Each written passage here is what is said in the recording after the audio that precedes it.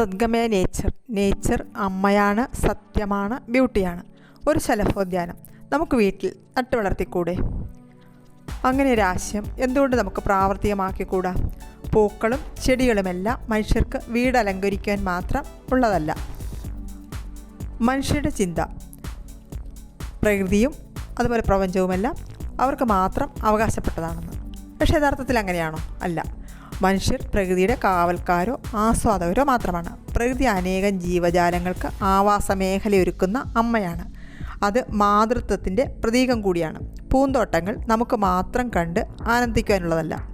അത് കുഞ്ഞുറുമ്പുകൾക്കും പക്ഷികൾക്കും പറവകൾക്കും ചിത്രശലഭങ്ങൾക്കും അതുപോലെ അതിസൂക്ഷ്മ ജീവികൾക്കുമെല്ലാം സ്വന്തമാണ്. അപ്പോൾ ഇങ്ങനെയൊരു സങ്കല്പമാണ് വീട്ടിലൊരു ശലഭോദ്യാനം എന്ന ആശയത്തിന് ആധാരം. നിങ്ങളൊന്ന് ചിന്തിച്ചു നോക്കുക. നിങ്ങളുടെ വീടിന് മുൻപിൽ ഒരു കൊച്ചു പൂന്തോട്ടം, അതിന് മുൻപിൽ പാറിക്കളിക്കുന്ന ചിത്രശലഭങ്ങൾ, അതിലെ കുറ്റിച്ചെടിയിൽ വന്നിരിക്കുന്ന പക്ഷികൾ. ഇത് നിങ്ങളുടെ കണ്ണിനെ കാഴ്ച വിരുന്നൊരുക്കുന്നു. ഇപ്രകാരം ചിത്രശലഭങ്ങളുടെ വർണ്ണവസന്തം മനസ്സിന് സന്തോഷവും കുളിർമയും നൽകുന്നു.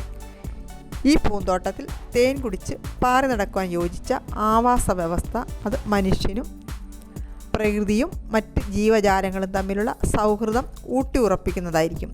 അതോടൊപ്പം പ്രകൃതിയെ സ്നേഹിക്കുക, ഭൂമിയിലെ ജൈവ വൈവിധ്യത്തിൻ്റെ സംരക്ഷകരാകുക എന്നൊരു നല്ല സന്ദേശം കൂടി ഈ ബട്ടർഫ്ലൈ ഗാർഡനിലൂടെ നമുക്ക് ഉണ്ടാക്കിയെടുക്കുവാൻ സാധിക്കുന്നു. മനുഷ്യൻ ഈ ഭൂമിയിൽ ഉണ്ടാകുന്നതിന് മുമ്പ് ഇവിടെ വർണ്ണ പൂമ്പാറ്റകൾ ഉണ്ടായിരുന്നു. അവയ്ക്കിടയിൽ അതിസുന്ദരികളാണ് ചിത്രശലഭങ്ങൾ.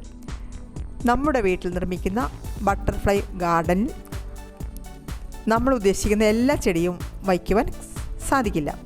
അപ്പോൾ അതിനാദ്യമായി വേണ്ടത് ഇത്തിരി പോകുന്നൊരു സ്ഥലമാണെങ്കിൽ പോലും നല്ല നീർവാഴ്ചയും സൂര്യപ്രകാശം ലഭിക്കാൻ പറ്റിയ സ്ഥലവുമായിരിക്കണം.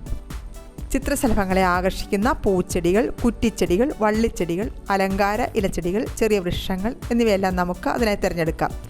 ഇവർക്ക് തേൻ കുടിക്കുവാൻ പറ്റിയ പൂക്കളും അതിൻ്റെ ലാർവകൾക്ക് ഇലകൾ തിന്നു വളരുവാൻ പറ്റിയ ചെടികളുമാണ് അതിനായി വേണ്ടത്. അതിന് യോജിച്ച ചെടികളാണെങ്കിലേ ഈ പൂമ്പാറ്റകളെ എക്കാലത്തും ഈ തോട്ടത്തിലേക്ക് ആകർഷിക്കുവാൻ പറ്റൂ.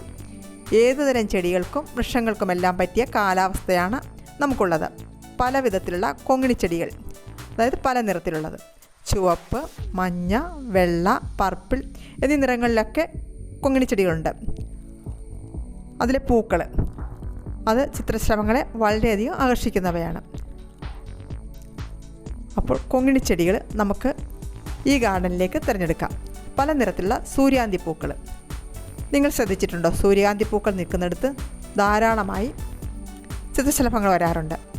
അതിലെ കടുത്ത നിറവും അതുപോലെ അതിനുള്ള തേനുമാണ് ഇവയെ ആകർഷിക്കപ്പെടുന്നത്. അപ്പോൾ അത് നമുക്ക് ഈ ശലഭോദ്യാനത്തിലേക്ക് തിരഞ്ഞെടുക്കാം. അതുപോലെ അഡീനിയം, വെർബീന എന്നീ ചെടികളും അതുപോലെ നാടൻ ചെടികളായ ചെത്തി, ചെമ്പരത്തി. ഔഷധമൂല്യം മാത്രമല്ല, ഭംഗിയും അതുപോലെ ധാരാളം തേൻ ഉള്ള ഈ ചെടികളിൽ ചിത്രശലഭങ്ങളും ആകർഷിക്കപ്പെടുന്നതാണ്. അപ്പോൾ കുറ്റിച്ചെടിയായി വരുന്ന അങ്ങനെ വളരുന്ന ഈ ചെടികളെ നമുക്ക് ഈ ശലഭോദ്യാനത്തിൽ ഉൾപ്പെടുത്താം.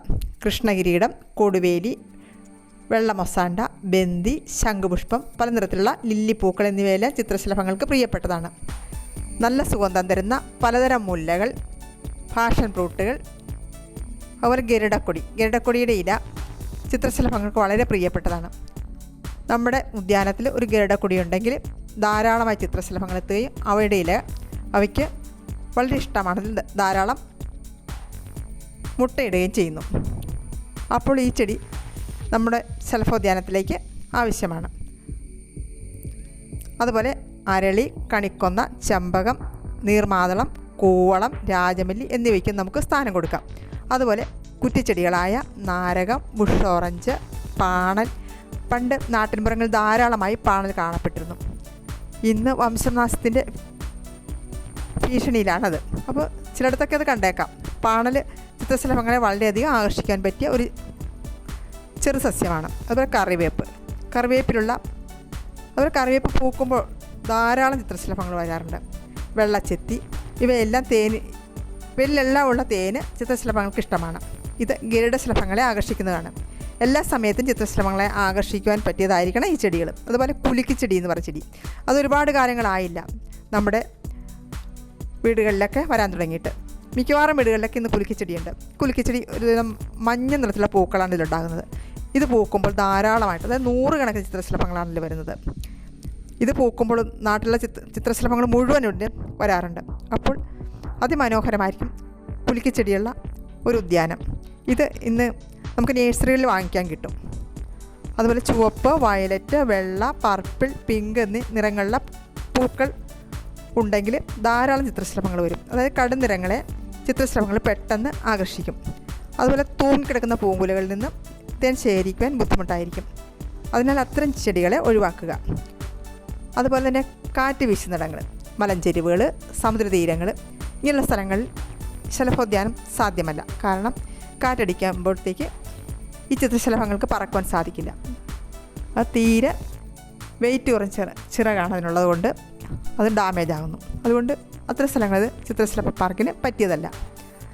അപ്പോൾ ഒരിത്തിരി സ്ഥലം നമ്മൾ അവയ്ക്കായി നീക്കി വെച്ചാൽ വംശനാശ ഭീഷണി നേരിടുന്ന ഇവയെ നമുക്ക് സംരക്ഷിക്കാൻ പറ്റുന്നതിലുപരിയായിട്ട് നമുക്ക് മനസ്സിന് നല്ല സന്തോഷം കിട്ടുകയും സമ്മർദ്ദങ്ങളിൽ നിന്ന് അല്പം മോചനം കിട്ടുകയും ചെയ്യുമെങ്കിൽ നമുക്കൊന്ന് ഈ ശലഭോദ്യാനം ഒന്ന് ട്രൈ ചെയ്തുകൂടെ?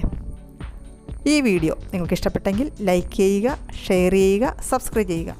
വീണ്ടും വ്യത്യസ്തമായൊരു വിഷയവുമായി വരുന്നതാണ്. നന്ദി, നമസ്കാരം.